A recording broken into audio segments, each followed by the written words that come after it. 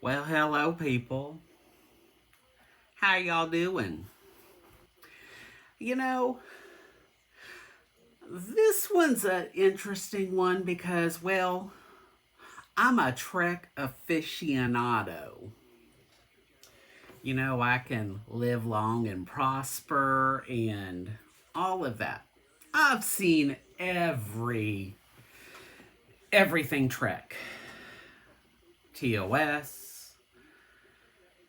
Next Generation, Deep Space Nine, Voyager, Enterprise, Discovery, Picard,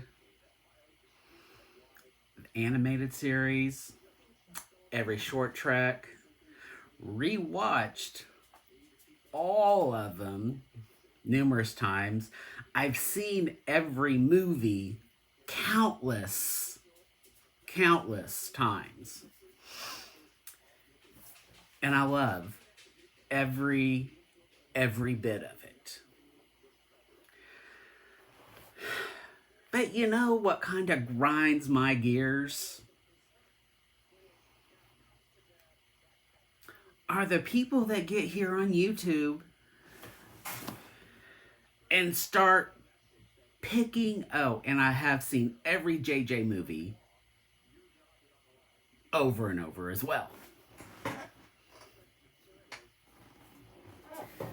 So here's where we're going to talk about. I love all Star Trek. I love all attributes of what they give Star Trek. But here's what grinds my gears about the people that hop on here that start complaining. They start complaining, they're like, oh, that doesn't feel like Star Trek.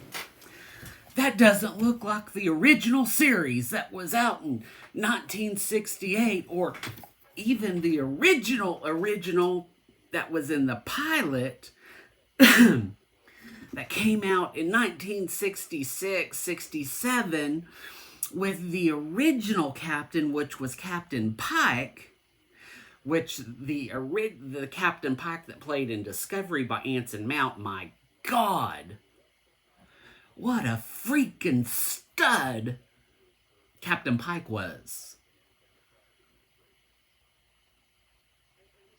Just gonna say that. But let's digress back.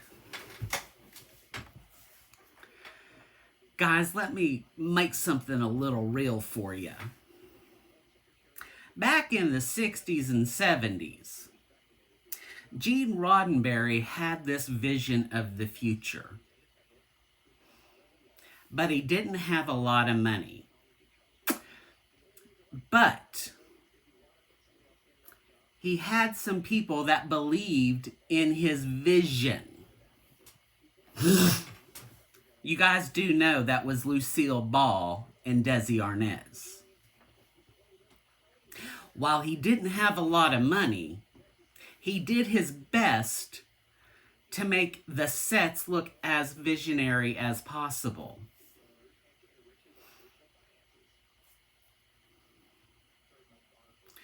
So guys, I want you to think about something. When you guys start complaining, well, it doesn't look like the original series.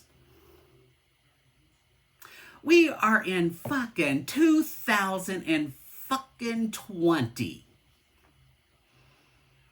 If I wanted a series that was about space travel and looking in for the fucking frontier, I don't want the quality and what it's supposed to look like and what I expect it to look like in the 22nd and 23rd and 24th century. To look like a little bunch of little knobs and plastic buttons and silverly painted crap that looked good on black and white TV, and then piss poor color TV 50 plus years ago. The stuff that we have today is so far advanced that we can today give Star Trek the look and the feel of what Gene Roddenberry wanted. And that is the future. That is the look and the feel of the future. So, people, stop complaining that it doesn't look and feel like cardboard and plastic sets of the 60s. Have you thought that maybe we are trying to update the design to make it feel like it should? And maybe Gene actually wanted it to feel, but we didn't have the technology and he didn't have the budget in the 60s, in the 70s. You guys even complained when Star Trek the Motion Picture came out and the original Enterprise did a retrofit. You guys even complained about the Enterprise D. Even this E. You guys aren't even sure about the canon of the online Enterprise F Odyssey class because you were still curious that if Picard, which Enterprise would show up, because you guys didn't even realize that if you look at Star Trek Online, the Enterprise F would not have even been released yet in 2399 because it didn't get released until in the 24th century. But what I'm talking about is stop complaining that Discovery's look and feel in graphics and substance and internals doesn't feel like the original series.